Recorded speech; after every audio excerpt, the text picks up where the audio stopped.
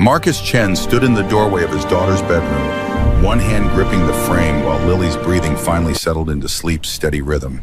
3 stories about dinosaurs and 2 trips for water had done the trick. The glow from his phone cut through the darkness as he pulled it from his pocket, thumbs moving across the screen with practiced speed. "I miss you too." He hit send without a second glance, already turning toward the hallway when his stomach dropped. The name at the top of the thread wasn't David Park. It was Rebecca Thorne, his CEO. 3 seconds of frozen silence, then the notification appeared. Rate 11:47 p.m. No reply, just that single word confirming she'd seen it. Marcus stared at the screen, his reflection ghostly in the dark glass, and knew with absolute certainty that tomorrow might be the last day he ever walked through the doors of Helix Technologies. The apartment around him felt smaller, suddenly. Lily's toys were arranged in neat bins along the wall, dinosaurs with the dinosaurs, building blocks sorted by color. Everything in its place because that was how Marcus kept control of a life that had spun wildly off course 4 years ago when Jennifer walked out. The kitchen light still burned from where he'd forgotten to switch it off, casting a yellow rectangle across the worn hardwood. Rent was due in 12 days. Lily's school tuition payment would hit his account in 3 weeks. The Honda in the parking garage below had 218,000 miles on it and a check engine light that flickered on during cold starts. He couldn't lose this job. Marcus moved to the living room window, phone still clutched in his hand. Forest Glen stretched out below, rows of modest apartment buildings interspersed with corner stores, and the occasional tree struggling against Chicago's concrete sprawl. Somewhere out there in a high-rise with a view he could only imagine, Rebecca Thorne had just read 3 words he'd meant for someone else entirely. Words that now hung in the digital ether like an accusation. Sleep didn't come. Marcus lay in bed watching headlights sweep across his ceiling, constructing and dismantling scenarios. Maybe she'd think it was a wrong number. Maybe she wouldn't remember which Marcus worked in facilities. Maybe she'd never looked at his employee file and didn't know he existed beyond a face occasionally glimpsed in some hallway. But that single word, read, mocked every attempt at rationalization. At 5:30, he gave up, pulling on jeans and the cleanest work shirt he could find. Lily wouldn't wake for another hour. He started coffee and stood at the counter while it brewed, watching dawn paint the sky in shades of industrial gray. The coffee tasted like battery acid. Marcus drank it anyway. By 6:30, he was moving through the apartment with deliberate calm, making scrambled eggs and toast cut into triangles the way Lily liked. She appeared in the doorway at 7, hair sleep-wild, clutching the stuffed brachiosaurus she'd named Stephen. Her small face tilted up toward his, brown eyes searching with that uncanny perception children sometimes possessed. Marcus felt the question coming before she spoke it. "Daddy, why you look scared?" He crouched down, bringing himself to her level, and manufactured a smile that felt like cracking ice. "Just tired, baby girl. Long day ahead." Lily studied him a moment longer, then seemed to accept this explanation. She climbed into her chair and attacked the eggs with the serious focus she brought to everything. Marcus watched her eat, memorizing the way morning light caught in her dark hair, the smear of egg yolk on her chin. If he lost this job, he'd have to pull her from the after-school program. His mother, Margaret, would help, but she was 65 and still working part-time at the library. There were limits to what he could ask. The drive to Margaret's house took 20 minutes through traffic that was already thickening toward rush hour. His mother lived in a tidy bungalow in Jefferson Park, the same house where Marcus had grown up. She opened the door before they reached the porch, gray hair pulled back, reading glasses hanging from a chain around her neck. "Something wrong, son?" Marcus handed over Lily's backpack, avoiding his mother's gaze. "Just work stuff. Mom, I'll pick her up by 6. Margaret's hand settled on his arm, warm and steady. "Marcus?" He met her eyes then, saw the concern there, the lifetime of reading him in a single glance. "I'm handling it." She didn't look convinced, but nodded anyway. "We'll be fine. Won't we, Lily?" Lily wrapped herself around Marcus's legs in a fierce hug before releasing him and darting inside toward the promise of Margaret's homemade cinnamon rolls. Marcus stood on the porch a moment longer, watching his daughter disappear into the house's familiar warmth, then turned back toward his car and the long commute downtown. The twin spires rose against Chicago's skyline like glass monuments to ambition, Two towers connected by a suspended bridge of steel and glass 30 floors up. Helix Technologies occupied both buildings, a sprawling empire of innovation that had transformed cloud computing infrastructure over the past decade. Marcus badged through the employee entrance at 8:15, nodding to Jake at the security desk. "Morning, Marcus. You look rough." "Feel rough. Too much coffee, not enough sleep." Jake laughed, waving him through. "Know that feeling." The elevator carried him to the 14th floor, where the facilities department occupied a warren of cubicles and equipment rooms. Marcus dropped his bag at his desk, powered up his laptop, and immediately pulled out his phone. No new messages. The text to Rebecca sat there in his history like evidence of a crime. "I miss you too." God, what had he been thinking? He hadn't been thinking. That was the problem. He'd been exhausted and distracted, and his fingers had found the wrong name in his contacts. David Park appeared around the cubicle wall at 9:30, coffee in hand, his round face split by a grin that dimmed the moment he saw Marcus's expression. "Dude, you look like death." "Thanks, David. Exactly the confidence boost I needed." David settled into the spare chair, concern replacing amusement. "Seriously, though, what's wrong?" Marcus glanced around, confirming they were alone, then shook his head. "Nothing I can talk about here." "Is it Lily, your mom?" "No, they're fine. It's just—" He stopped, recognizing the futility of explanation. How could he explain that a simple mistake might cost him everything? That he'd accidentally sent 3 words to the most powerful person in the building? "Work stuff. I'll figure it out." David studied him another moment, then stood. "All right, but I'm buying lunch if you want to talk." After David left, Marcus forced himself to focus on the maintenance schedule. 3 HVAC units needed inspection on the 22nd floor. There was a recurring issue with the electrical system on 18 that required documentation. Normal work, routine tasks.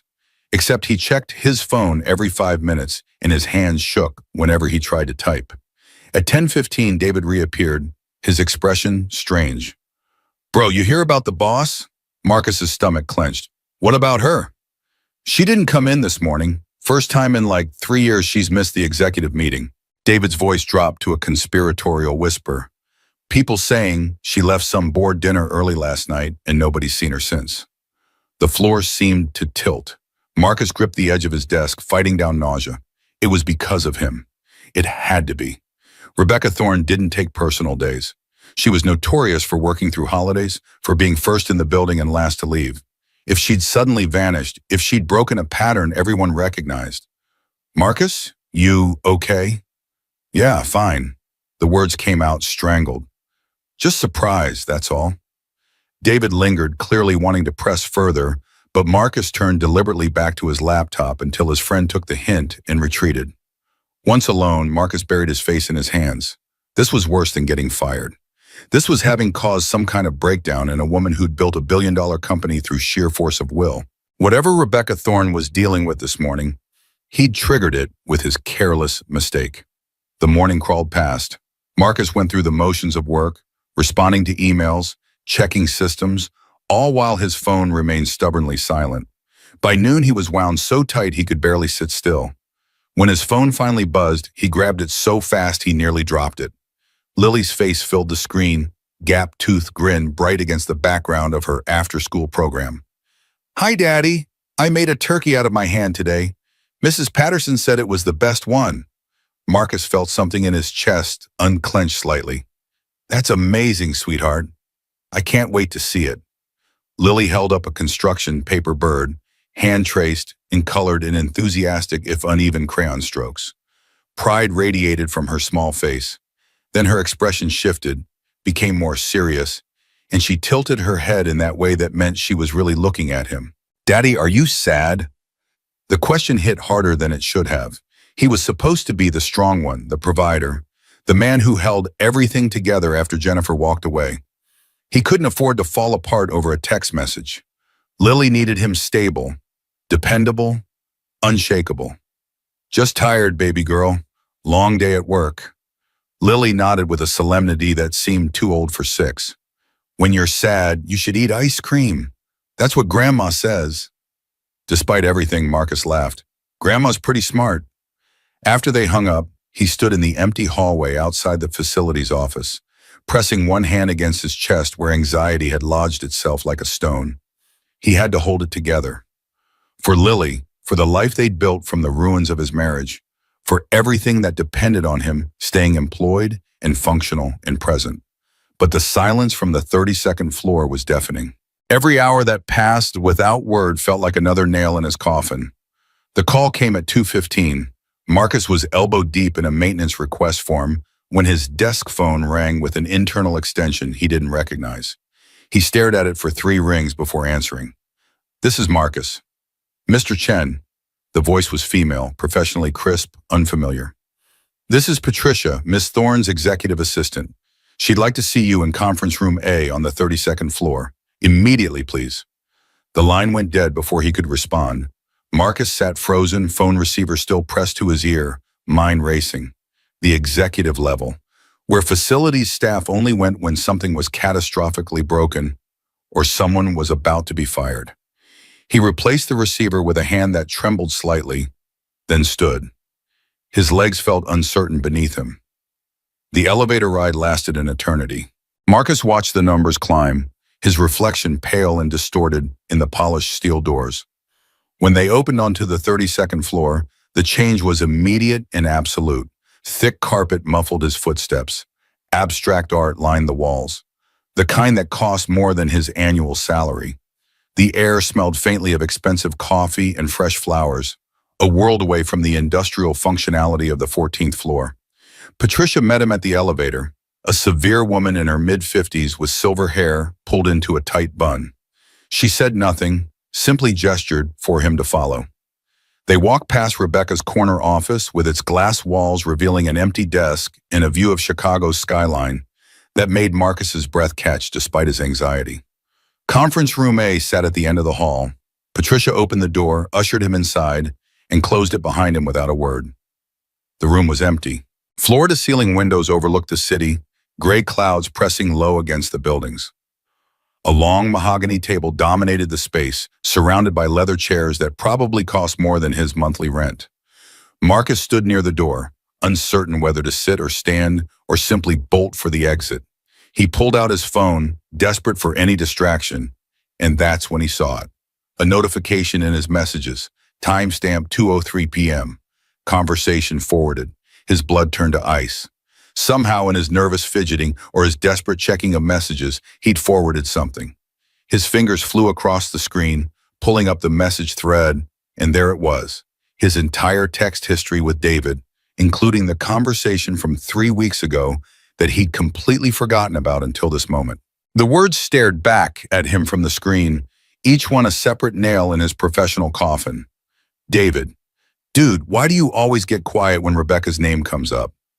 Marcus, I don't know, man. She's impressive, obviously brilliant, scary smart, but sometimes when I see her in the hallway late at night, she looks exhausted, like she's carrying this entire company on her shoulders alone. I know it's stupid, but part of me wishes I could just talk to her, not as employee and CEO, just as two people who both seem to understand what loneliness feels like. She built this empire, but I wonder if she has anyone to share it with. David, bro, you sound like you have a crush on your boss. Marcus, it's not like that. I see someone who's trapped by their own success. And I've been there, different scale, but the same cage. Marcus sank into one of the leather chairs, his legs no longer able to support him. It wasn't just the misdirected, "I miss you." Rebecca Thorne had now read every honest, vulnerable thought he'd ever expressed about her. Every observation he'd meant to keep private, every moment of empathy he'd never intended her to see. She knew he watched her, noticed her, thought about her loneliness and her exhaustion and her isolation. He was finished, not just fired, destroyed. The door swung open with enough force to make Marcus jump. Rebecca Thorne stood in the doorway, her dark hair damp from rain, her usually immaculate blazer spotted with water droplets. She must have just come in from outside, must have entered the building specifically for this meeting. Her expression was unreadable as she stepped into the room and let the door close softly behind her. Marcus scrambled to his feet, words tumbling out before he could stop them. Miss Thorne, I can explain. The messages were never meant to go to you. It was an accident, a technical glitch, or maybe I hit the wrong button, and I completely understand if you need to terminate my employment. I just want you to know that I never intended any disrespect, and I would never presume to. Rebecca held up one hand, and his flood of words stopped instantly. She studied him for a long moment, her green eyes searching his face with an intensity that made him feel completely exposed. When she spoke, her voice was quieter than he expected. Are you afraid of me, Marcus? The question caught him completely off guard. What? She took a step closer, her heels clicking against the hardwood floor at the edge of the carpet. Right now, in this moment. Are you afraid of me, or are you afraid of losing your job? Marcus swallowed hard, forcing himself to meet her gaze, even though every instinct screamed to look away. Both, honestly. Something flickered across her face, not anger, not the cold dismissal he had expected. Something that looked almost like recognition, like she understood exactly what he meant. She moved to the window, standing with her back to him as she looked out at the rain-streaked city below. I read what you wrote, all of it. Marcus closed his eyes, waiting for the axe to fall. And I have to admit, I wasn't sure how to respond. She turned to face him, and for the first time since he'd known her, which admittedly was only from a distance, only through glimpsed moments and overheard conversations, Rebecca Thorne looked uncertain, almost human. No one has ever described me as lonely before, at least not to my face or even behind my back as far as I know. Her arms crossed over her chest, a defensive gesture that seemed completely at odds with her usual commanding presence. Most people are too busy trying to impress me or avoid me to notice anything at all. The silence stretched between them, heavy with unspoken words. Marcus felt like he was standing on the edge of a cliff, unsure whether the next step would save him or send him plummeting. I shouldn't have written those things. His voice came out rough. It was unprofessional. I was just venting to a friend, and I never imagined. Rebecca shook her head slightly. Don't apologize for being honest. It's refreshing, even if the delivery was unconventional. She moved to one of the chairs and sat down, the gesture so unexpected that Marcus simply stared. She gestured to the chair across from her. Sit, please. I'm not going to fire you, Marcus. I just want to understand. He lowered himself into the chair, still half expecting this to be some elaborate trap. But Rebecca's expression held no malice, only curiosity. And something else, something that looked almost like hope. You said I carry the weight of this company alone. Her voice was soft now, almost vulnerable. You're not wrong, but I'm curious how you noticed. We've barely spoken beyond the occasional elevator greeting. Marcus hesitated, weighing his words carefully. I work in facilities. I'm in and out of every floor, every department, every time of day. Sometimes you see things when people think you are invisible. He paused, gathering courage. And I noticed that you're always here.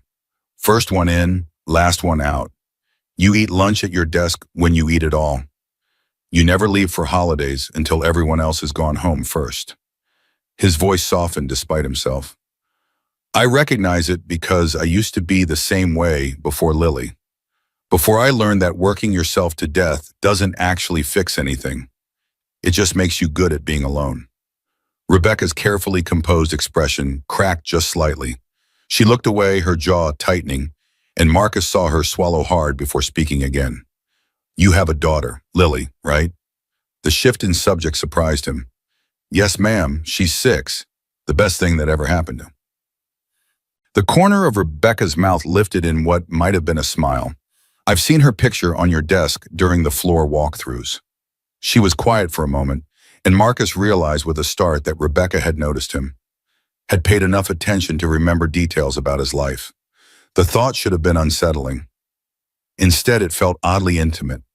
I don't have children. Rebecca's voice was distant now, as if she were speaking to herself as much as to him.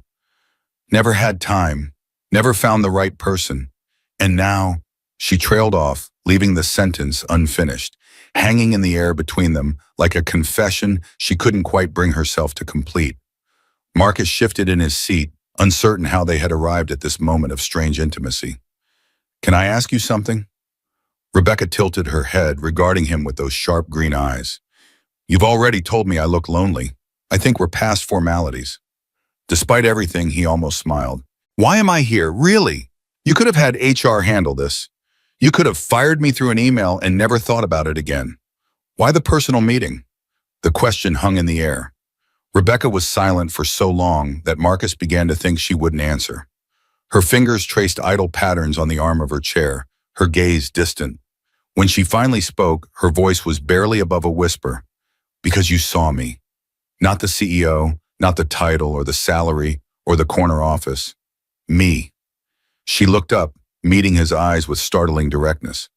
And I wanted to know if you meant it, or if it was just empty words. The vulnerability in her voice, the raw honesty of the admission, hit Marcus like a physical blow. He held her gaze, feeling something shift in the space between them. Some fundamental recalibration of how they understood each other and themselves. I meant every word.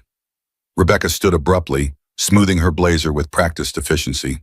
The moment of vulnerability had passed, replaced by her usual professional armor. I have a board call in 10 minutes. We should probably end this here.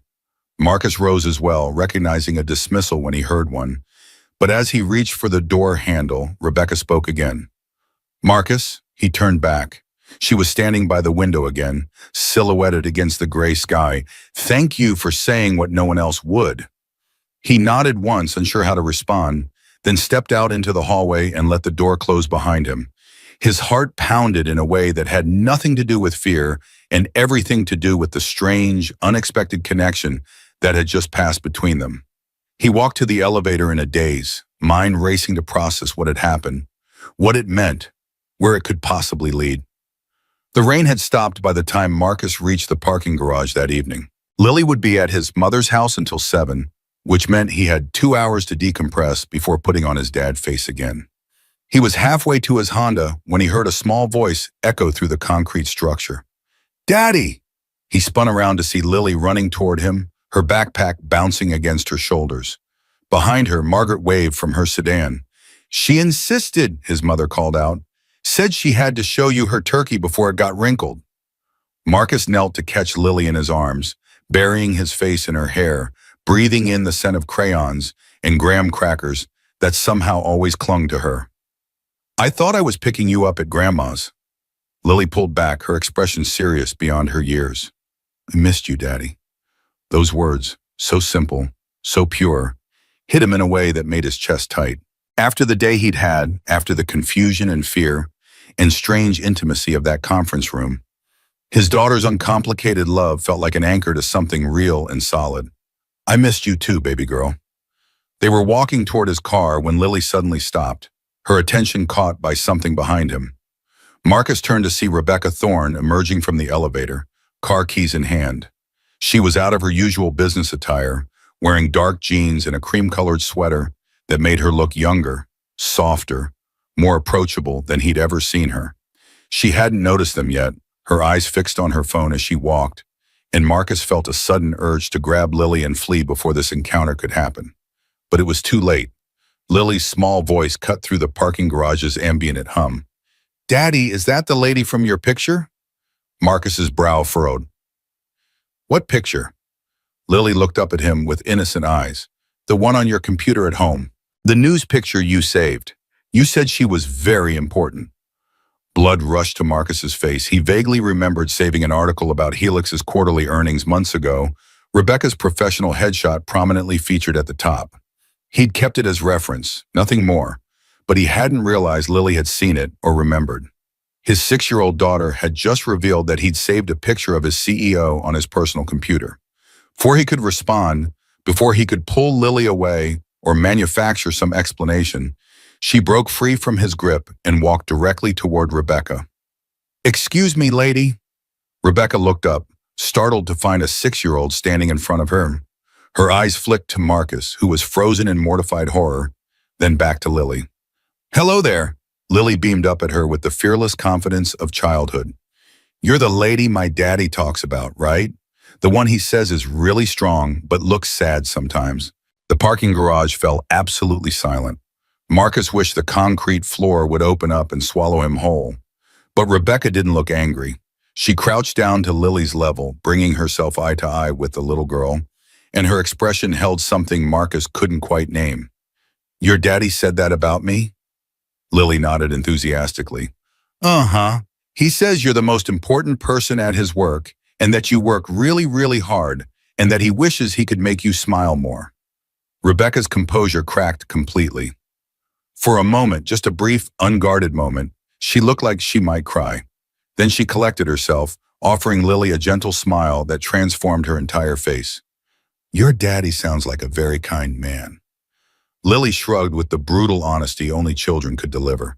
"He's okay. He makes good pancakes, though." Marcus finally found his legs, closing the distance between them. "Lily, sweetie, we should let Miss Thorne get to her car. I'm sure she's very busy." Rebecca straightened, but her eyes stayed on Lily for another long moment before rising to meet Marcus's. "Actually, I'm not busy at all, for once." An awkward silence followed. The three of them stood in a loose triangle, the fluorescent lights humming overhead.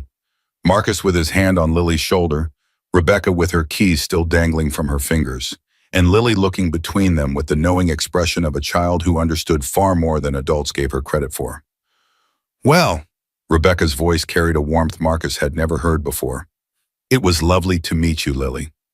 Lily waved with both hands. "Bye, sad lady. I hope you smile more." Rebecca laughed, a genuine sound that echoed through the parking garage and seemed to surprise her as much as it surprised Marcus. "I'll work on it." She glanced at Marcus one more time, something unspoken passing between them in that brief moment of eye contact, then turned and walked toward her car. Marcus stood there holding Lily's hand, watching Rebecca disappear into the shadows of the parking structure, feeling like the ground had shifted beneath him in ways he couldn't begin to articulate. That night, after Lily was asleep and the apartment was quiet, Marcus sat at his kitchen table with a beer he wasn't drinking, replaying the day's events in his mind.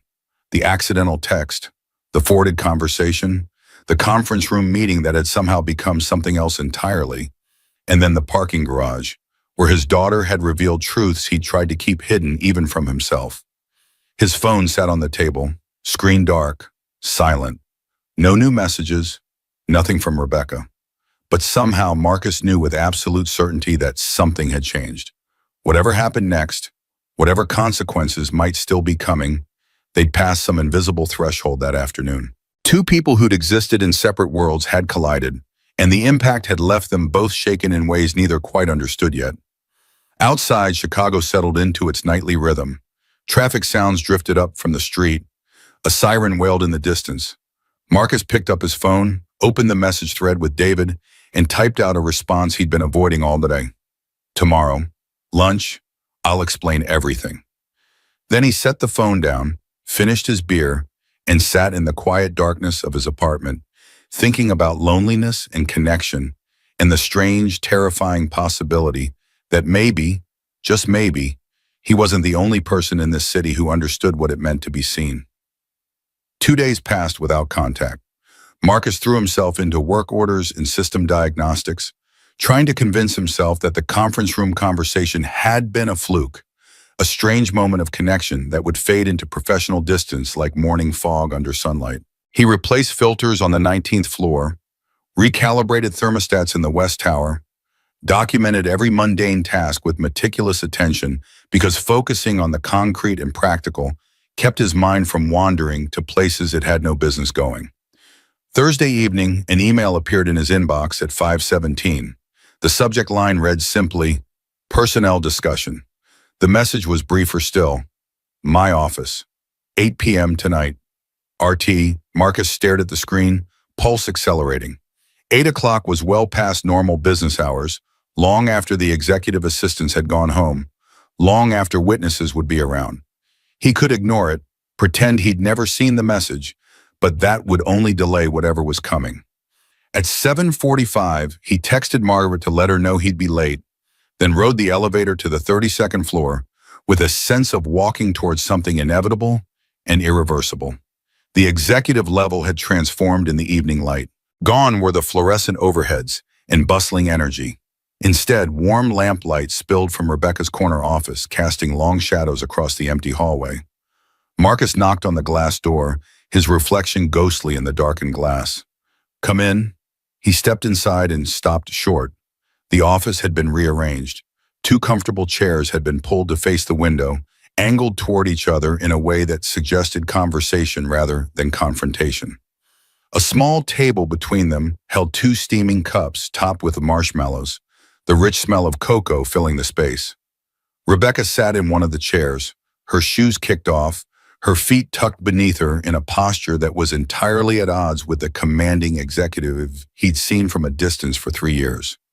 "Close the door, please."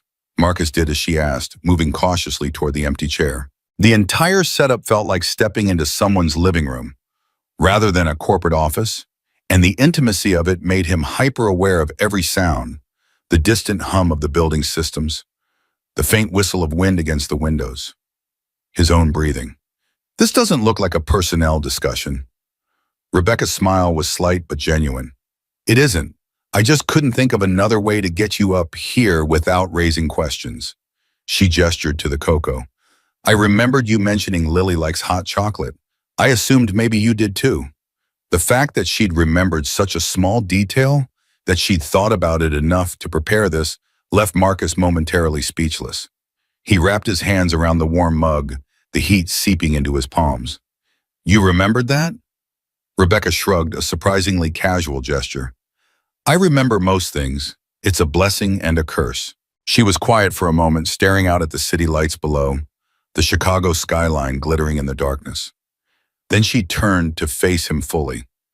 "I've been thinking about what you wrote, about me seeming lonely." Marcus tensed, but she held up a hand. "I'm not upset. I'm just trying to understand. Why did it bother you? We're not friends. We'd never had a real conversation before this week." It was a fair question, one Marcus had been asking himself since the whole mess began. He took a sip of cocoa, buying time to formulate an answer that wouldn't sound completely insane. "Because I know what it looks like. That particular kind of tired. The kind where you've convinced yourself that needing people is a weakness. That if you just work hard enough, you won't have time to notice that you're alone." He met her eyes. "I spent 3 years like that after my wife left. Working double shifts, taking every overtime slot I could get, telling myself it was for Lily. But really, it was because I couldn't stand the silence in my apartment." Rebecca's expression shifted, something raw and unguarded crossing her features. "And what changed?" Marcus set down his mug, the memory still sharp enough to cut. "Lily fell off a swing set while I was working late. Broke her arm. My mother called me from the emergency room, and I wasn't there." His voice roughened. "It took me 45 minutes to get there through traffic. Lily was crying for me the whole time, asking where Daddy was." He shook his head at the memory, at the shame that still burned when he thought about it. "That's when I realized that killing myself for money I didn't have time to spend wasn't protecting my daughter. It was abandoning her just like her mother did, just more slowly." The words hung in the air between them. Rebecca sat motionless, her fingers wrapped around her own mug, her gaze distant and troubled. When she finally spoke, her voice was barely audible. "I don't have a Lily.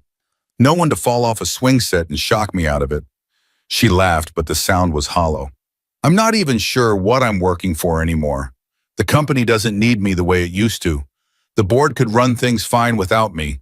But this office," she looked around at the expensive furniture, the wall of accolades, the view that most people would envy. "This is all I have." Marcus leaned forward slightly. "That's not true." Rebecca looked at him sharply. "You have tonight. You have this conversation. You have the fact that you reached out instead of pushing away."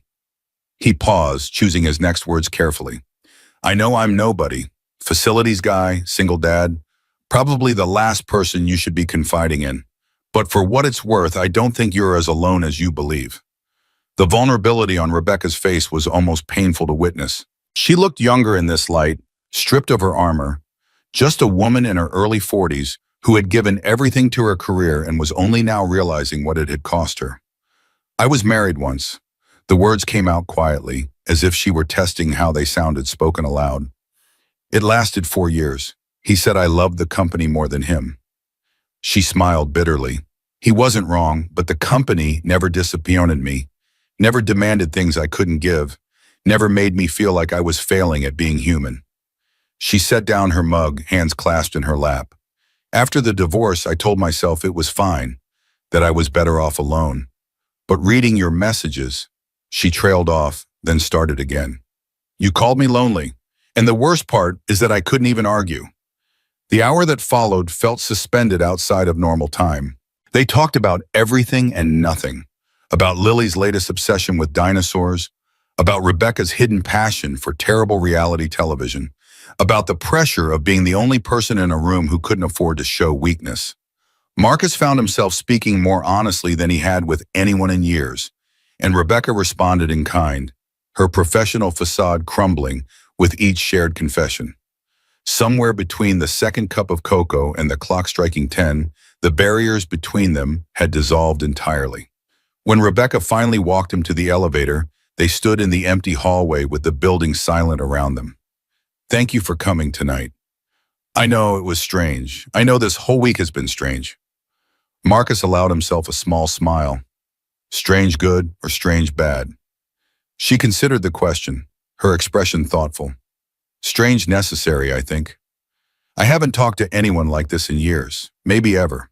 The elevator arrived with a soft chime. Marcus stepped inside, then turned to face her. Same time tomorrow. He meant it as a joke, mostly, but Rebecca's expression turned thoughtful. I'll send you an email. The doors closed between them, but Marcus knew with absolute certainty that the email would come. It became a pattern over the following week. Every evening at 8, Marcus would find his way to Rebecca's office or some other quiet corner of the building. Tuesday night, they met on the glass-enclosed walkway that connected the two towers, wind howling outside the reinforced panels, while they stood side by side watching the city spread out below. Wednesday, they returned to her office, where Rebecca showed him old photographs from a leather album she kept in her desk drawer, her parents, younger and smiling, standing in front of a modest house in downstate Illinois. My mother was a teacher. Dad worked at the Ford plant for 30 years. Rebecca's finger traced the edge of the photograph. They were so proud when I got into business school. Mom said, don't forget where you came from, Becca. But I did. I forgot on purpose because remembering hurt. It reminded me I had something to lose. Marcus found himself sharing things he'd never spoken about with anyone except David. He told her about Jennifer, about the morning she'd packed her bags while Lily slept, about the note she'd left that simply said she'd never wanted this life. He told her about the months afterward when he'd convinced himself that he'd trapped her, that her leaving was somehow his fault for not being enough. Rebecca listened without judgment, without offering empty platitudes or solutions. She simply heard him, and that act of witnessing felt more valuable than any advice could have been. Friday night found them back in her office, the city lights below creating a backdrop of scattered diamonds against black velvet. Rebecca poured them both wine from a bottle she'd been saving, she said, for some occasion that never seemed to arrive. They sat in comfortable silence for a while, the kind of quiet that felt like its own form of communication. When I sent that text to you by accident, Marcus stopped, gathering courage. The I miss you message. I wasn't just embarrassed afterward. I was angry at myself. Rebecca waited, giving him space to continue. Because part of me wished I'd meant to send it to you all along. 10 seconds of silence followed. Rebecca's breathing changed, her posture shifting almost imperceptibly. When she reached for his hand, the gesture felt both monumental and inevitable. No one has ever said they missed me, Marcus. Not my ex-husband, even when things were good. Not my parents before they died. I was always the responsible one, the achiever, the one who didn't need anything from anyone. Her voice cracked slightly. I've spent my whole life being strong, and I'm so tired of being alone. Marcus tightened his grip on her hand, feeling the tremor in her fingers. There were no words adequate to the moment, nothing he could say that wouldn't diminish the raw honesty of her confession. So instead, he simply held on, two people suspended in the darkness of an empty office building, the city humming with life 32 floors below. The accusations came on Monday. Marcus arrived at work to find his badge temporarily deactivated. The reader beeped red 3 times before security guard Jake looked up from his desk with an uncomfortable expression. Sorry, Marcus, HR flagged your credentials. You need to go to the 15th floor, conference room B. Ice flooded Marcus's veins. What? Why bye? Jake wouldn't meet his eyes. I don't know, man. Just following orders. The walk to the 15th floor felt like a death march. Other employees gave him curious glances as he passed, and Marcus wondered how many of them already knew something he didn't. Conference room B held 3 people when he entered. Helen Mosley, the HR director, along with 2 associates whose names he couldn't remember. Their expressions were professionally neutral in a way that made his stomach clench. Mr. Chen, please sit down. Marcus lowered himself into the chair across from them, hands gripping his knees to keep them from shaking. Helen slid a manila folder across the table. We've received a formal complaint alleging inappropriate conduct toward a senior executive. The words hit him like a physical blow. What? From who? The complaint was submitted anonymously. Helen's voice remained professionally flat. It alleges that you have been sending harassing messages to CEO Rebecca Thorne and manipulating your way into private meetings with her. Marcus's mind raced, trying to process what he was hearing. Someone had seen them. Someone had noticed the evening visits, the closed-door conversations, the emails back and forth, and they twisted it into something ugly and predatory. This is insane. I haven't harassed anyone. Miss Thorne invited me to those meetings. Check her calendar. Check her email. Helen's expression remained impassive. We're conducting a full investigation. In the meantime, you're being placed on administrative leave pending the outcome. Paid leave, but you are not to contact Miss Thorne or discuss this matter with any coworkers. You can't be serious. We're very serious, Mr. Chen. Please surrender your badge to security on your way out. The fluorescent lights suddenly felt too bright, the air too thin. Marcus stood on legs that didn't quite feel stable. How long? The investigation will take as long as necessary. We'll be in contact. Security escorted him to the parking garage, a humiliation that felt designed to maximize his shame. Coworkers stopped their conversations to stare as he passed. David tried to approach from across the lobby, concern written across his face, but the security guard stepped between them with a firm shake of his head. In his car, Marcus sat with his hands on the steering wheel, staring at nothing. His phone buzzed. Nawasan Boss, Margaret asking if he could pick up Lily early. He texted back that he'd be there in 20 minutes, then sat in the dim parking structure trying to gather himself enough to face his daughter without falling apart. Lily knew something was wrong the moment she saw him. Children had radar for parental distress, some sixth sense that picked up on the invisible cues adults thought they were hiding. She climbed into his lap when they got home, wrapping her small arms around his neck. Did you do something bad, Daddy? Marcus held her tight, breathing in the scent of crayons and graham crackers that clung to her hair. No, baby. But sometimes people think things that aren't true, and we have to be patient while they figure it out. Grandma says the truth always comes out. Grandma's right, but sitting there with his daughter in his arms, Marcus wasn't sure he believed it. Truth had a way of getting buried under politics and power dynamics and the need to protect institutional reputation.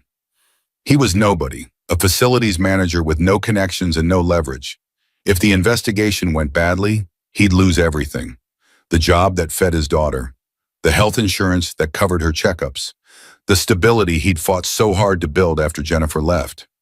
Tuesday brought interviews. HR called David, who confirmed that Marcus had never mentioned anything inappropriate, but admitted he'd been acting secretive lately. They interviewed Patricia, who acknowledged that Rebecca had scheduled the meetings herself, but emphasized how unusual the arrangement had been. CEO doesn't meet with facilities managers alone, she told them, her tone suggesting impropriety even as her words technically defended him. Marcus spent the day at home, fielding calls from his mother, while Lily played with her dinosaurs in the living room. Margaret wanted to know what had happened, wanted to understand why her son was suddenly unemployed. He gave her the broad strokes, leaving out the parts about late-night conversations and shared vulnerabilities, and the way his hand had fit perfectly in Rebecca's. This doesn't sound right, Marcus. You've never been anything but professional. I know, Mom, but perception matters more than reality sometimes. Wednesday afternoon, Rebecca learned about the investigation. Patricia had tried to shield her from it initially, following protocol about maintaining the integrity of the inquiry, But by midday, the rumors had spread widely enough that keeping her in the dark became impossible. Patricia found Rebecca in her office reviewing quarterly projections, knocked twice and entered without waiting for permission. "We need to talk. There's a situation." Rebecca looked up, immediately reading the tension in her assistant's posture. "What kind of situation?" "Marcus Chen, there's been a complaint. Harassment allegations." The words took a moment to register. When they did, Rebecca's face went pale, then flushed with fury. "When did this start?" "Monday morning. I was told not to inform you immediately because you're named as the alleged victim, and they needed to establish facts before—" "I'm the victim?" Rebecca stood, her voice dropping to a dangerous quiet. "And no one thought to ask the alleged victim if any of this actually happened?" Patricia took a step back. "I'm just telling you what HR said, ma'am." Rebecca grabbed her phone, jaw clenched. "Get Helen Mosley on the line, now." The call lasted 3 minutes. Rebecca spent most of it listening, her expression growing colder with each passing second. When she finally spoke, her words were precise and lethal. "I'll be in your office in 15 minutes. Have the full file ready." She ended the call and looked at Patricia. "Cancel everything this afternoon. And I mean everything." 15 minutes later, Rebecca strode into Helen Mosley's office without knocking. Helen stood from behind her desk, clearly prepared for confrontation. But Rebecca's opening salvo gave her no time to establish control. "Why wasn't I informed immediately that someone filed a harassment complaint in my name? Protocol requires that we establish preliminary facts before involving principals who might be what? Lying? Covering up?" Rebecca's voice could have cut glass. "I'm the CEO of this company, Helen. More importantly, I'm supposedly the victim in this complaint. And nobody thought to ask me if Marcus Chen had done anything wrong." Helen gestured to a chair, but Rebecca remained standing, arms crossed. The complaint was anonymous. It alleged inappropriate contact, manipulation of access, use of his daughter to gain sympathy, all of which is complete fabrication. Rebecca leaned forward, palms flat on Helen's head. "I invited Marcus to those meetings, every single one. I initiated every conversation. If anyone manipulated access, it was me. Miss Thorne, I understand you may feel protective, but we have to investigate all claims thoroughly. Then investigate this claim. Whoever filed that complaint is lying. They're trying to destroy a good man because they don't like seeing me talk to someone below their arbitrary status threshold." Helen's expression shifted slightly, professional armor cracking. "You're saying there was no harassment?" "I'm saying Marcus Chen treated me with more respect and honesty than anyone else in this building. He saw me as a human being rather than a title. And if that's a fireable offense, then maybe we need to examine what kind of company we've become." The silence that followed felt weighted with significance. Helen sat down slowly, reaching for a legal pad. "I need to document this conversation. For the record, you're stating that Marcus Chen did not harass you in any way?" "Correct. And that you initiated contact?" "Yes. And there was no abuse of power or coercion." Rebecca's laugh was sharp. "Helen, I'm the CEO. Well, if anyone had power in those interactions, it was me. Marcus risked his job by being honest with me. The least I can do is tell the truth about what happened." Helen made notes, her pen scratching across paper. "I'll need to present this to the investigation team. Given your statement, I can lift the administrative leave, but the inquiry will need to continue. You have 48 hours, and I want to know who filed that complaint. Anonymous complaints are meant to protect. I don't care what they're meant to protect. Someone tried to destroy an innocent man's livelihood and reputation. That person doesn't deserve anonymity. They deserve consequences." Thursday morning, Marcus received a call from HR informing him that his badge had been reactivated and he could return to work. The relief lasted approximately 30 seconds before the reality sank in. He'd have to walk back into that building, knowing everyone had heard the accusations, knowing they'd all formed opinions about him and Rebecca and what might have happened in those evening meetings. He arrived at 8:15 to find the facilities department unusually quiet. Conversations stopped when he entered. People found sudden interest in their computer screens. David materialized at his cubicle within minutes, dropping into the guest chair with visible relief. "Man, I've been going crazy. Are you okay?" What happened? Marcus filled him in on the basics, the complaint, the investigation, Rebecca's intervention. David listened with growing anger. That's bullshit. You didn't do anything wrong. Tell that to everyone else in this building. Who filed the complaint? Do they know? Marcus shook his head. Anonymous, but whoever it was either saw us together or heard rumors and decided to weaponize them. David's expression darkened. I have theories. Don't. It doesn't matter who. What matters is that I'm back and I need to keep my head down and my nose clean. But keeping his head down proved impossible. The whispers followed him through the building, conversations that stopped when he entered rooms, sidelong glances from people who'd never paid attention to him before. By lunchtime, Marcus felt like he was walking through a minefield where every step might trigger an explosion. At 2:30, his phone buzzed with a text from an unknown number. Mechanical room, 18th floor, 3 o'clock. Marcus stared at the screen, heart hammering. They'd been explicitly told not to contact each other during the investigation. Meeting now would be reckless at best, career-ending at worst. But Rebecca had risked her own position to defend him, had stood up to HR and demanded his reinstatement. He couldn't leave her waiting. The mechanical room on 18 was tucked behind a heavy steel door at the end of a service corridor. The space hummed with the building's circulatory systems, HVAC units, electrical panels, the guts of the infrastructure that kept Helix Technologies running. Marcus was checking a pressure gauge when he heard heels clicking on concrete. Rebecca appeared in the doorway, still in full CEO armor, black suit, hair pulled back, expression carefully neutral. But her eyes betrayed her, carrying an intensity that made Marcus's breath catch. I needed to see you to make sure you were okay. I'm fine, thanks to you.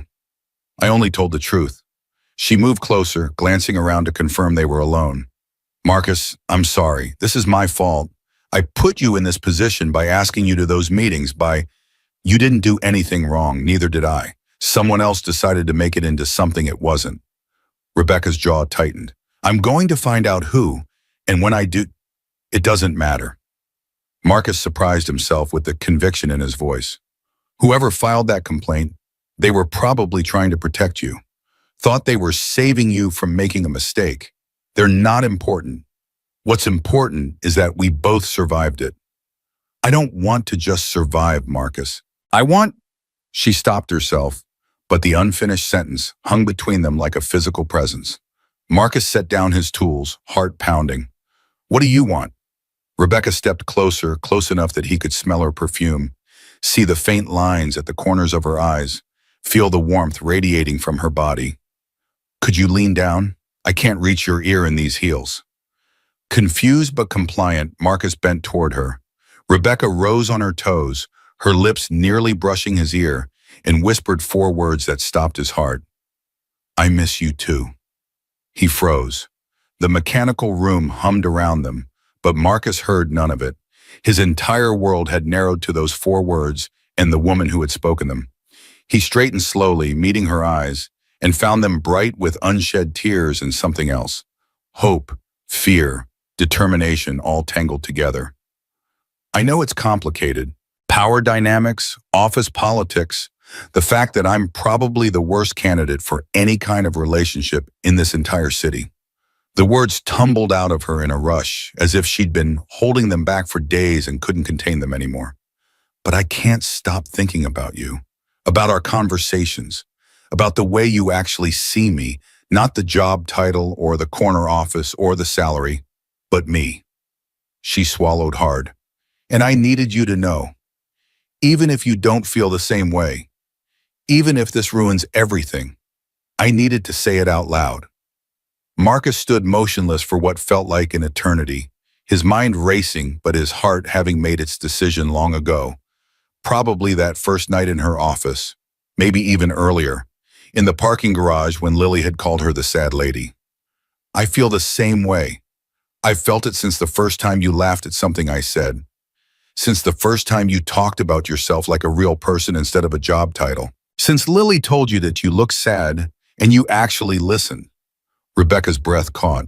Marcus. He reached out, brushing a strand of hair from her face with trembling fingers. We'll figure out the complicated parts, the politics, the appearances, all of it. But not right now. Right now, I just need you to know that you're not alone anymore. Neither of us are. They stood there in the dim mechanical room with machinery humming around them and the weight of the decision they'd just made settling over them like a second skin. When Rebecca finally left, slipping out first to avoid being seen together, Marcus remained behind for another 10 minutes, hands shaking as he tried to process what had happened, what it meant, where it could possibly lead. Everything had changed, not just between them, but in how Marcus understood his own life, his own capacity for risk and hope, and the terrifying vulnerability of letting someone see him completely. He'd spent 4 years building walls around himself and Lily, creating a fortress of routine and responsibility that kept the world at a safe distance. And in the space of 2 weeks, Rebecca Thorne had walked through every defense he'd constructed, not by force, but by the simple act of being equally vulnerable, equally desperate for connection. That evening, he picked up Lily from Margaret's house and drove home through twilight traffic, his daughter chattering about her day, while Marcus's mind replayed Rebecca's whispered confession on an endless loop. When they got home, Lily wanted to watch her favorite dinosaur documentary, so they settled on the couch together, her small body warm against his side. Halfway through, during a segment about pterodactyls, Lily looked up at him with those two knowing eyes. "Daddy, is Miss Rebecca your girlfriend?" Marcus nearly choked on his water. "What? Why would you think that?" "Because you smile different when you talk about her, like Grandma smiles when she talks about Grandpa." Margaret's husband had died when Marcus was 12, but his mother still spoke of him with a tenderness that time hadn't diminished. The comparison made Marcus's chest tight. "Miss Rebecca is my friend, baby girl. A good friend." Lily considered this, then nodded as if it confirmed something she'd already suspected. "I like her. She has sad eyes, but they get happy when she sees you." Children saw truth that adults spent years learning to ignore. Marcus kissed the top of Lily's head, watching animated dinosaurs soar across the screen, and wondered how his 6-year-old daughter had become wiser than him about matters of the heart. Friday brought the revelation. AI services, as part of the broader investigation, had traced the origin of the anonymous complaint. The email had been sent from an internal network, from a computer on the 31st floor, the executive level, 1 floor below Rebecca's office. The user credentials belonged to Mitchell Bradford, VP of Operations, a man who'd been passed over for promotion twice and harbored ambitions toward the CEO position that everyone knew about but nobody mentioned. Rebecca learned this from Patricia at 4 in the afternoon. She sat very still as her assistant explained what it had found, her expression going from neutral to coldly furious in the span of seconds. "Get Mitchell in my office, now." "Miss Thorne, perhaps you should involve legal before—" "Now, Patricia." Mitchell Bradford arrived 15 minutes later, his confident stride faltering when he saw Rebecca's expression. She didn't invite him to sit, didn't offer any of the usual corporate pleasantries. She simply stared at him until the silence became uncomfortable, then spoke with lethal precision. "I know it was you." Mitchell's face went carefully blank. "I'm sorry, I don't know what you're referring to." "The harassment complaint against Marcus Chen. It traced it back to your computer. Your login credentials. Your IP address." Rebecca stood, walking around her desk to face him directly. "You filed a false report accusing an innocent man of harassment because you saw an opportunity to undermine me." Mitchell's mask slipped slightly, a flash of something ugly crossing his features. "Rebecca, think about what you're doing. Dating a maintenance worker, the board will lose confidence. I was protecting the company's reputation, protecting your position. You were protecting your ambition." Rebecca's voice dropped to barely above a whisper, which somehow made it more menacing. "You saw me connecting with someone you deemed beneath my status, and you decided to destroy him to prove a point. To remind me that CEOs don't fraternize with the help." "He's a facilities manager, Rebecca. You're the CEO of a multi-billion-dollar company. People are talking. The optics are terrible. Marcus Chen is worth 10 of you. He's honest, hardworking, and he sees people as human beings rather than rungs on a career ladder." Rebecca picked up her phone. "Clean out your desk. You're terminated, effective immediately." Mitchell's composure cracked. "You can't fire me over this. The board won't support you. They'll side with me when they understand I was trying to protect the company from scandal. Try me. I have documentation of your false accusations. I have ad logs. I have witness statements. Rebecca's smile was sharp enough to cut. And I'm calling an emergency board meeting tomorrow. You're welcome to attend and explain to them why you thought destroying an employee's reputation was acceptable corporate behavior. Mitchell opened his mouth to respond, then closed it. The calculation was visible on his face, weighing his options, measuring his chance, finding them all wanting. He turned and left without another word, his footsteps echoing down the hallway with the finality of a door slamming shut. Rebecca stood alone in her office afterward, hands shaking with residual adrenaline. She'd just fired a VP without consulting legal or HR, without building a proper case through official channels. The board would have questions. Some of them would be angry, but she'd meant every word she'd said to Mitchell. Marcus Chen was worth defending, worth fighting for, worth the political capital this battle would cost her. Her phone buzzed with a text from an unknown number. "Thank you. I heard what you did." Rebecca smiled despite herself, typing back quickly. "How did you hear? David's girlfriend works in legal. Word travels fast. Are you okay?" "Better than okay. Can I see you tonight?"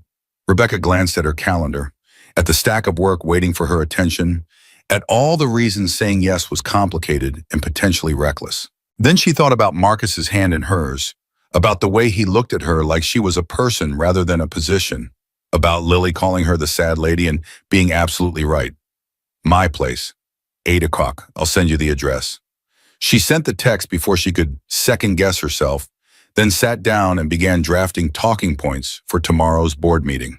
Whatever happened next, whatever consequences came from standing up to Mitchell and defending Marcus, she would face them head-on. For the first time in 6 years, she had something worth fighting for beyond quarterly earnings and market share. And that, Rebecca realized, made all the difference. Rebecca's apartment occupied the 42nd floor of a converted warehouse building in River North, all exposed brick and floor-to-ceiling windows overlooking the Chicago River. Marcus stood in the lobby at 7:55, acutely aware that he was wearing his best jeans and a button-down shirt that suddenly felt inadequate for the neighborhood's obvious wealth. The doorman had called up to announce him with a deference that made Marcus uncomfortable. And now he rode the elevator alone, watching the numbers climb while his pulse did the same.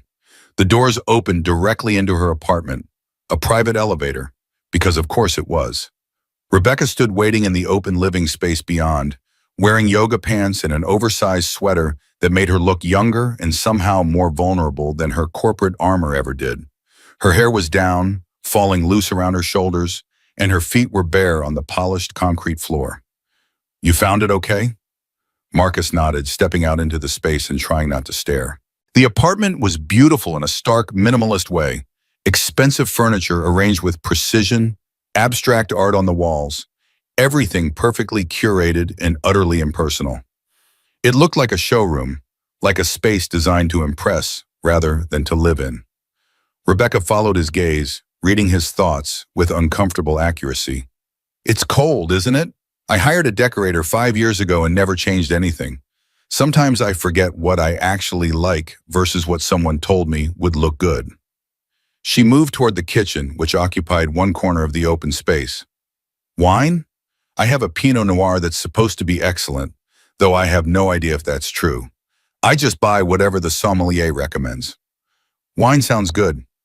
Marcus crossed to the windows while Rebecca poured, looking out at the river below, the lights of the city reflecting off dark water.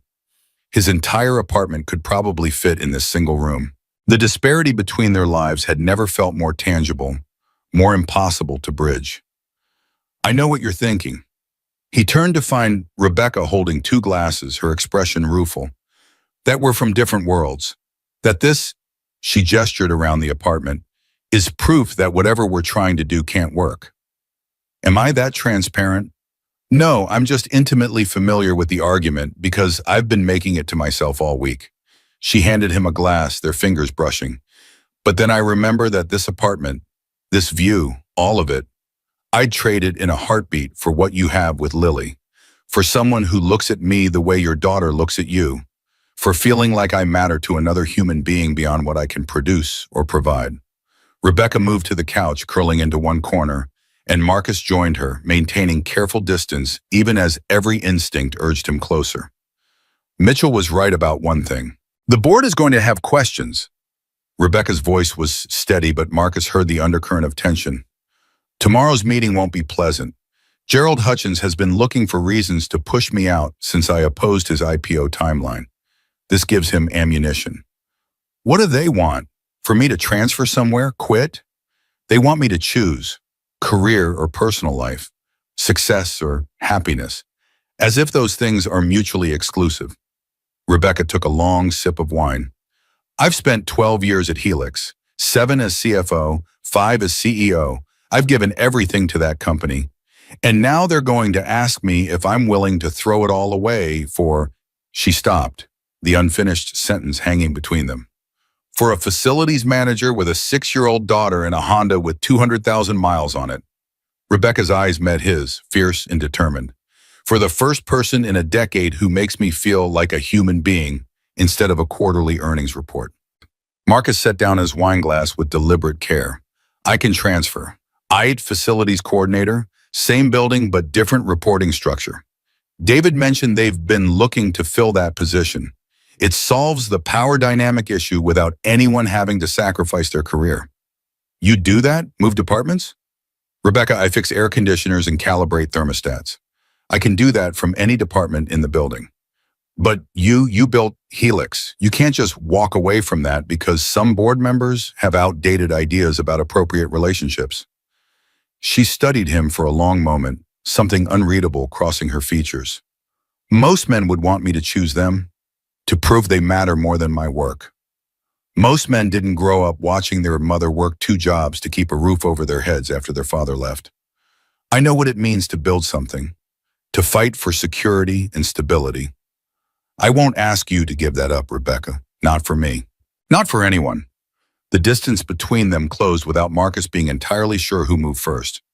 Rebecca's hand found his, her fingers lacing through his with a rightness that felt like inevitability. They sat like that for a while, not speaking, just existing in the same space without the weight of professional boundaries or corporate politics pressing down on them. Tell me something true. Rebecca's voice was barely above a whisper. Something you've never told anyone else. Marcus thought about deflecting, about offering some safe revelation that wouldn't expose too much. But Rebecca had been brave enough to risk everything for honesty, and she deserved the same in return. Sometimes I'm terrified that Lily will grow up and realize her father is ordinary, that she'll look at what I do, where I live, who I am, and feel disappointed. Jennifer left because she wanted more than I could give her. What if Lily decides the same thing someday? Rebecca's hand tightened around his. That's not ordinary, Marcus. That's love. And someday Lily will understand that the man who showed up for her every single day, who put her needs above his own fears, who taught her that worth isn't measured in job titles or bank accounts, that man gave her something more valuable than any amount of money or status could provide. The conviction in her voice made Marcus's throat tight. He turned to look at her, really look at her, and saw reflected back his own longing for connection, for understanding, for someone to witness the fullness of who he was, rather than just the role he played. Your turn? Tell me something true. Rebecca's laugh was brittle. I have board meetings with 9 people who control my professional fate, and I couldn't tell you which of them I'd call in an emergency. I have 2,000 employees who depend on me for their livelihoods, and not one of them knows that I cry sometimes in my office after everyone's gone home. She paused, swallowing hard. I'm 42 years old, and the last time someone hugged me, really hugged me, not the corporate half embrace at networking events, was 3 years ago at my mother's funeral.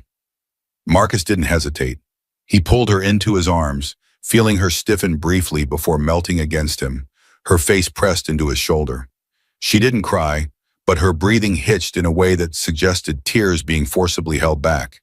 They stayed like that for long minutes, Rebecca's body warm against his, the city lights glittering beyond the windows. When she finally pulled back, her eyes were bright but dry, her professional armor reasserting itself even as she remained in the circle of his arms. The board meets at 9 tomorrow. Whatever happens, whatever they decide. Thank you for tonight, for making me feel less alone. Marcus wanted to argue, to insist that this was just the beginning rather than a premature goodbye. But he recognized the fear in her voice. The lifetime of learning that good things didn't last, that vulnerability led to pain. So instead, he simply held her until the clock struck midnight and the day ahead loomed with all its uncertainties and potential consequences. The emergency board meeting convened in the conference room on the 35th floor, 9 people arranged around a table designed to seat 20. Rebecca sat at the head, her expression carefully neutral as Gerald Hutchins opened with barely veiled hostility. "Rebecca, we need to address the situation with the facilities manager. The harassment complaint, the investigation, your personal involvement, it's created exactly the kind of distraction this company can't afford." There was no harassment. The complaint was false, filed by Mitchell Bradford as a means of undermining my authority. Mitchell has been terminated for cause. Gerald's eyebrows rose. "You fired a VP without consulting this board?" "I fired an employee who filed false accusations in an attempt to damage another employee's reputation. That's within my authority as CEO. If you'd like to challenge that decision, we can review the documentation." Sarah Kim, the only board member who'd consistently supported Rebecca, leaned forward. "I'd like to see that documentation. False harassment claims are serious." Rebecca distributed folders containing IT logs, witness statements, and a timeline of events. The board members read in silence, Gerald's expression growing progressively darker. "Fine. Mitchell acted inappropriately, but that doesn't address the underlying issue." Gerald closed the folder with audible force. "You've been meeting privately with a subordinate employee. That creates liability, Rebecca. Perception problems, questions about judgment. Marcus Chen is moving to a different department, IT Facilities Coordinator, reporting directly to Thomas Wu. There will be no power dynamic or reporting relationship." "That's not enough," Gerald's voice hardened. "The optics are still damaging. CEO pursuing a relationship with someone so far below her station. It undermines confidence in your judgment, makes investors question whether you're focused on the business or your personal life." Rebecca felt her composure slip slightly, anger flaring hot in her chest. "I've delivered 5 consecutive years of growth exceeding projections. I've expanded into 3 new markets. I've increased valuation by over $2 billion. My personal life has never interfered with my professional responsibilities. Yet here we are, having an emergency meeting about your relationship choices." Gerald looked around the table, gauging support. "I move that we recommend Mrs. Thorne take a leave of absence pending a full review of her conduct." "I second." The voice came from Thomas Brennan, a board member who'd always seemed neutral until this moment. Sarah's hands slapped the table. "This is ridiculous. Rebecca's done nothing wrong. She's been honest, transparent, and she's handled a difficult situation with integrity. Punishing her for having a personal life sets a precedent that will drive away every talented executive we hope to recruit. It's not punishment. It's recognizing that leadership requires sacrifice, including the sacrifice of relationships that create conflicts of interest or appearance problems." Gerald's smile was thin. "Unless Miss Thorne would like to propose an alternative solution." The trap was elegant in its simplicity. Rebecca could fight, could refuse the leave of absence, and force a vote that might split the board. But fighting meant drama, meant headlines, meant exactly the kind of distraction that could actually damage Helix. The other option, ending things with Marcus before they had really begun, sat in her chest like a stone. "I have an alternative." Rebecca's voice cut through the rising tension. "I call an all-company meeting Monday morning. I explain the situation transparently to all employees, and I let them decide whether my personal life affects my ability to lead effectively." The board member stared at her. Gerald recovered first, his expression shifting from satisfaction to wariness. "You want to air this publicly?" "I want to stop pretending that executives aren't human beings with lives and feelings and relationships. I want to acknowledge that I've found someone who matters to me and that this doesn't diminish my commitment to Helix. And yes, I want to let the people who actually work with me every day weigh in on whether my judgment has been compromised." "That's unprecedented." Thomas Brennan looked genuinely shocked. "You'd be gambling your entire career on honesty, on transparency, on the radical notion that maybe we can stop forcing women to choose between professional success and personal happiness. Rebecca met each board member's eyes in turn. I'm tired of living by rules designed to keep people isolated and controllable. If that means risking everything, then so be it. Sarah's smile was fierce. I support this approach. Let's see what the company thinks. The vote that followed wasn't unanimous, but it was decisive. 6 board members approved Rebecca's plan, with Gerald and 2 others voting against. As the meeting adjourned, Gerald approached Rebecca with barely contained fury. You're making a mistake. The employees will turn on you when they realize you're willing to jeopardize the company for a man you barely know. Or they'll recognize that I'm finally being authentic about who I am and what I value. Either way, it's my risk to take. Gerald's parting shot was delivered with venomous precision. Just remember, when this blows up in your face that you chose him over your life's work, I hope he's worth it. After he left, Sarah lingered. That took courage. Probably also insanity, but definitely courage. Did I just commit career suicide? Maybe, or maybe you just reminded everyone that CEOs are people too. Sarah squeezed Rebecca's shoulder. Either way, I'll be there Monday morning. Rebecca left the building through the parking garage, needing air and distance before she could face her office again.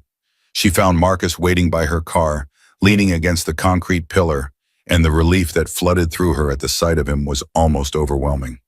You heard? David's girlfriend strikes again. Rebecca, you didn't have to do that. Risk everything for... Yes, I did. She closed the distance between them, not caring who might see. Because you were right when you said we'd figure out the complicated parts. But I'm not willing to figure them out by hiding or pretending this doesn't matter. It matters, Marcus. You matter. And I'm done apologizing for that. Marcus pulled her into his arms, and Rebecca let herself lean into him, drawing strength from his solid presence. They stood like that in the dim parking garage, 2 people who had found each other against all odds and logic, holding on while the world shifted around them. Monday morning arrived with the weight of an execution. The company auditorium filled slowly, 2,000 employees trickling in with curious expressions and whispered speculation. Video links connected remote offices in 3 cities. Marcus watched from the back row, David beside him, both of them tense with anticipation. Rebecca took the stage at precisely 10 o'clock, no notes in hand, just her and a microphone, and the full attention of everyone who worked for Helix Technologies. She looked smaller somehow, without a podium to hide behind, more human and more vulnerable than Marcus had ever seen her in a professional context. I've been your CEO for 5 years. Before that, I served as CFO for 7 years. In that time, we've grown from a $200 million company to a valuation of $2.3 billion. We've expanded to 12 cities, hired 1,500 new employees, and revolutionized how businesses approach cloud infrastructure. Her voice carried across the silent auditorium. And in those 12 years, I lost myself. I worked until midnight every night. I ate lunch alone at my desk. I came in on holidays and weekends. I told myself this was dedication, was leadership, was what success required. Rebecca paused, and Marcus saw her hands tremble slightly before she steadied them. But really, I was just scared. Scared of being human, of needing people, of admitting that maybe building an empire wasn't enough to make me happy. Murmurs rippled through the audience. This was not the Rebecca Thorne they knew, the Ice Queen CEO who ran board meetings with ruthless efficiency and never showed weakness. 4 weeks ago, I received an accidental text message from Marcus Chen, our facilities manager. That message led to conversations. Those conversations led to friendship. And that friendship became something more. She gestured toward the back of the room, and 2,000 heads turned to look at Marcus, who felt his face flush hot with sudden attention. Someone filed a false harassment complaint to destroy what Marcus and I were building. Well, that person has been terminated. But the incident raised questions about judgment, about propriety, about whether a CEO can have a personal life that includes someone who doesn't fit conventional expectations of status or power. Rebecca's voice strengthened. The board gave me a choice: take a leave of absence or prove that my personal happiness doesn't compromise my professional effectiveness. So I'm asking you, all of you who work with me, who see me every day, who know what kind of leader I am. Does the fact that I've found someone who makes me happy affect my ability to do this job?" Silence followed, heavy and expectant. Then Patricia stood up from the front row, and the shock of seeing the executive assistant on her feet rippled through the room. In 8 years working for Ms. Thorne, I've never seen her this engaged with staff. She knows people's names now. She asks about their families. She's more present, more connected, more human. Patricia's voice carried clearly. Whatever she's doing differently, it's working. She's a better leader now than she was 6 months ago. David jumped to his feet in the back row. Marcus Chen is the best man I know. He's honest, hardworking, and he treats everyone with respect regardless of their position. If he and Ms. Thorne found something real together, that's worth celebrating, not condemning. More people stood: a software engineer from the 15th floor, an HR associate who'd worked on the investigation, a project manager who'd been with Helix since the beginning. One by one, employees rose to their feet, applause starting slowly and then building into a wave that filled the auditorium with sound. Marcus found himself standing too, tears pricking his eyes as he watched Rebecca's professional armor crack completely, watched her press one hand to her mouth as the ovation continued. She looked for him across the crowd, their eyes meeting, and the gratitude in her expression made his chest tight. When the applause finally faded, Rebecca's voice was thick with emotion. "Thank you, all of you. I don't know what happens next, but I know I'm not going to hide anymore. Not from who I am, not from what I need, and not from the possibility that maybe we can all be a little more human in how we treat each other."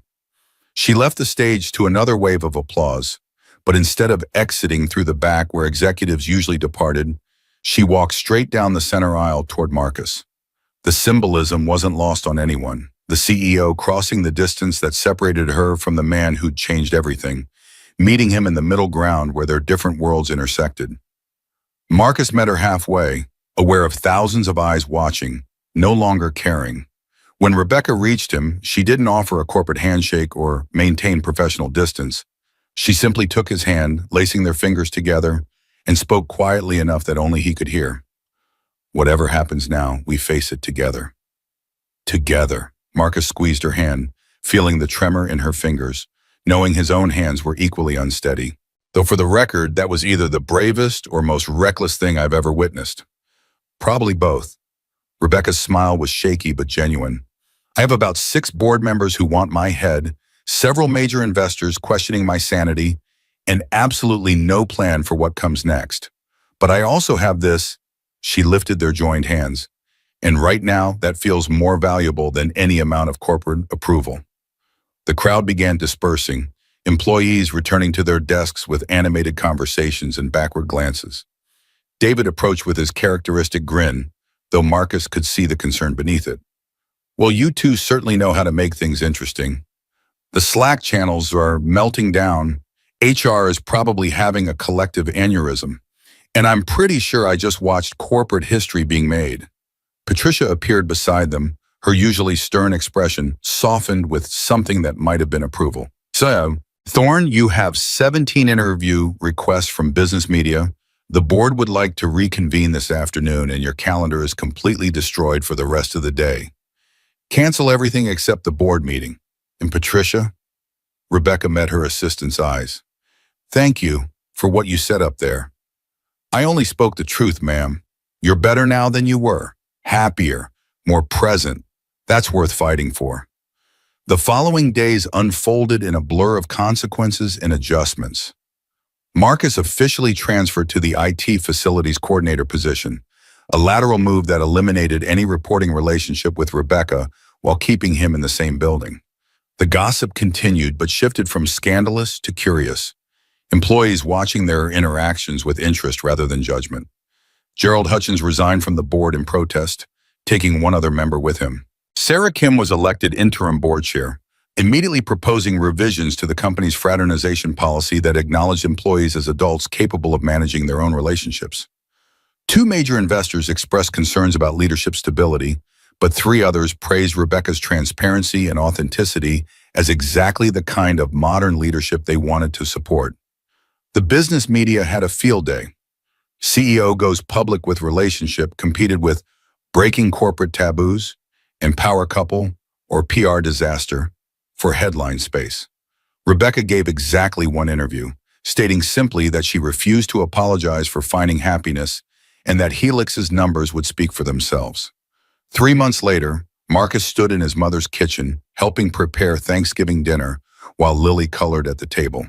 Margaret worked beside him, seasoning the turkey with practiced efficiency, but he could feel her sideways glances, sense the questions she'd been holding back. So, Rebecca. What, Mom? Is it serious? What you two have? Marcus thought about morning coffees before work, about stolen lunch hours walking along the river, about evenings in Rebecca's apartment where they'd finally started making the space feel lived in rather than staged. He thought about the way Lily had taken to calling her Miss Rebecca without prompting, about how Rebecca had shown up to Lily's school play without being asked and sat in the audience looking more nervous than any 6-year-old's performance warranted. Yeah, Mom, it's serious. Margaret nodded, satisfied. Good. She makes you smile again. Really smile, not that fake thing you've been doing since Jennifer left. Is it that obvious? To your mother? Always. She paused in her seasoning, turning to face him fully. You deserve this, Marcus. Happiness, love, someone who sees you for who you are. Don't let fear or pride or what other people think talk you out of it. The doorbell rang before Marcus could respond. He went to answer it, finding Rebecca on the porch holding a bakery box and looking uncharacteristically nervous. I know I'm early. I can wait in the car if... Get in here before you freeze. Marcus pulled her inside, taking the box and kissing her forehead in one smooth motion. What did you bring? Pumpkin pie. The bakery assured me it's excellent, though I have no basis for comparison. I've never actually made Thanksgiving dinner before. Lily came running from the kitchen, crashing into Rebecca's legs with enthusiastic force. Miss Rebecca, you came. Did you know turkeys can't really fly even though they have wings? I learned that at school. Rebecca crouched down, bringing herself to Lily's eye level with the ease of someone who'd been practicing. I did not know that. Tell me more about these flightless turkeys. Marcus watched them together, his daughter chattering about avian biology with 6-year-old authority, Rebecca listening with genuine interest and asking follow-up questions that made Lily glow with importance. Margaret appeared in the kitchen doorway, flour on her hands, and caught his eye with a knowing smile. Dinner was chaotic in the way family gatherings always were. Too much food, overlapping conversations, Lily's detailed explanation of her latest school project that somehow took 20 minutes to describe. Rebecca fit into the chaos like she'd always been there, helping Margaret with dishes, while Marcus got Lily ready for bed, asking about family recipes and laughing at stories from Marcus's childhood. Later, after Lily was asleep and Margaret had retired to her room, Marcus and Rebecca sat on the porch wrapped in blankets against the November cold. The neighborhood was quiet, houses lit from within, the occasional car passing on the street. Thank you for inviting me today. Rebecca's voice was soft. I haven't had a real Thanksgiving in years. Usually I just work through it. You're welcome here anytime. Lily's already planning your Christmas attendance. Fair warning. Something about helping decorate cookies. Rebecca laughed, the sound warm in the cold air. I'd like that, all of it. The cookies, the chaos, being part of something bigger than quarterly earnings and board meetings. Marcus pulled her closer, feeling her settle against his side. You know people are going to keep talking. Keep questioning whether this makes sense, whether we make sense. Let them talk. I spent too many years worrying about perception, about maintaining perfect control over how people saw me. Rebecca tilted her head back to look at the stars barely visible through Chicago's light pollution. You taught me that being seen, really seen, flaws and fears and all, is worth more than any carefully constructed image. I didn't teach you that. You already knew it. You just needed permission to admit it. Maybe, or maybe we both needed someone brave enough to send an accidental text message and honest enough to follow through on what it revealed. They sat in comfortable silence, watching their breath form clouds in the cold air. Marcus thought about the journey that had brought them here, from that panicked moment in Lily's doorway to this quiet contentment on his mother's porch. It hadn't been easy or straightforward. There had been investigations and accusations, Board meetings and public declarations, countless moments of doubt and fear. But underneath all the complications ran a simple truth. Two lonely people had found each other, had chosen to be brave enough to reach across the distance that separated their worlds, had decided that connection mattered more than convention. I love you. The words slipped out before Marcus could second-guess them, carried on a cloud of frozen breath. Rebecca went very still beside him. Then she turned, her eyes searching his face in the porch light, and her smile was like sunrise. I love you too. I've wanted to say it for weeks, but I kept waiting for the right moment, the perfect timing. She laughed at herself, as if love follows corporate protocols and scheduled announcements.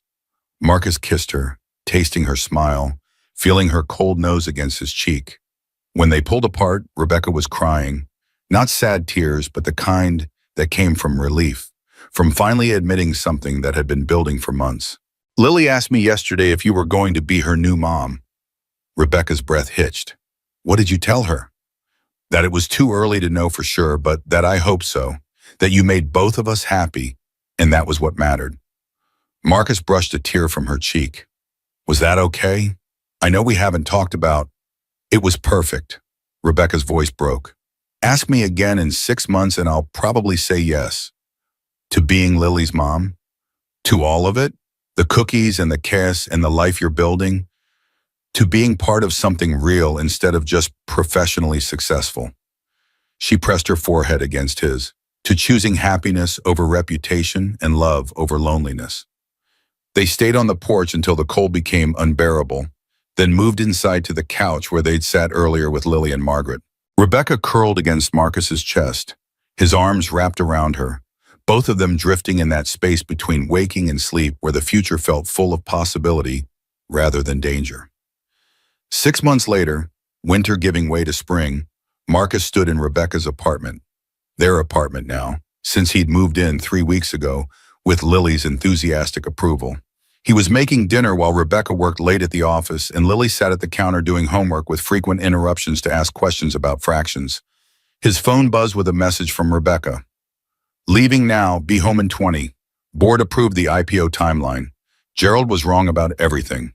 Marcus smiled, typing back quickly. Congratulations. Dinner will be ready when you get here. Lily made you a card. Can't wait to see it. Love you. Love you too. He pocketed his phone and returned to chopping vegetables, listening to Lily explain her math problem with the kind of convoluted logic that somehow always arrived at the correct answer. The apartment around them had changed in the months since Marcus moved in. Photos on the walls now, Lily's artwork covering the refrigerator, shoes by the door that belonged to all three of them. It looked lived in, loved in, real in a way it never had when Rebecca occupied it alone. The elevator chimed, announcing Rebecca's arrival. Lily jumped down from her stool and ran to meet her, and Marcus heard their greeting from the kitchen. Rebecca's tired laugh, Lily's excited chatter about the card she'd made, the rustle of Rebecca's coat being hung up. When Rebecca appeared in the kitchen doorway, she looked exhausted but content, her eyes finding Marcus's across the space with the kind of recognition that came from truly knowing another person. She crossed to him, wrapped her arms around his waist from behind, and pressed her face into his shoulder. Long day? Very long day, but worth it. She squeezed him tighter. Coming home to this makes everything else manageable. Lily tugged at Rebecca's sleeve. Miss Rebecca, I made you a card. Want to see? Rebecca released Marcus and gave Lily her full attention. Absolutely. Show me. They moved to the living room, Lily presenting her card with appropriate ceremony. Marcus watched from the kitchen, something settling in his chest that felt like peace. A year ago, he'd been alone in his small apartment, convinced that Jennifer leaving had closed the door on happiness permanently. Now he stood in a home he shared with two people he loved, cooking dinner while evening light painted Chicago gold beyond the windows. His phone buzzed again, David asking if they were still on for weekend plans. Marcus confirmed, then pulled the chicken from the oven and called his family to dinner. Rebecca and Lily came to the table still discussing the card, their conversation flowing easily in the way that spoke of genuine affection rather than forced politeness. As they ate, passing dishes and sharing stories from their respective days, Marcus caught Rebecca's eye across the table. She smiled at him, reaching out to squeeze his hand briefly, And in that simple gesture was contained everything that mattered. The choice they'd made to fight for each other, the bravery it took to be vulnerable, the understanding that love didn't follow corporate protocols or social conventions, but showed up messy and complicated and absolutely worth it. Lily asked for seconds. Rebecca laughed at something Marcus said. Outside, the city hummed with millions of lives intersecting and diverging. But inside, in this apartment that had become a home, three people who'd found each other against all odds were simply living, eating dinner, making plans, building something that mattered more than quarterly earnings or professional reputation. And that, Marcus thought, as he cleared plates while Rebecca helped Lily with the last of her homework, was exactly what happiness looked like when you were brave enough to reach for it.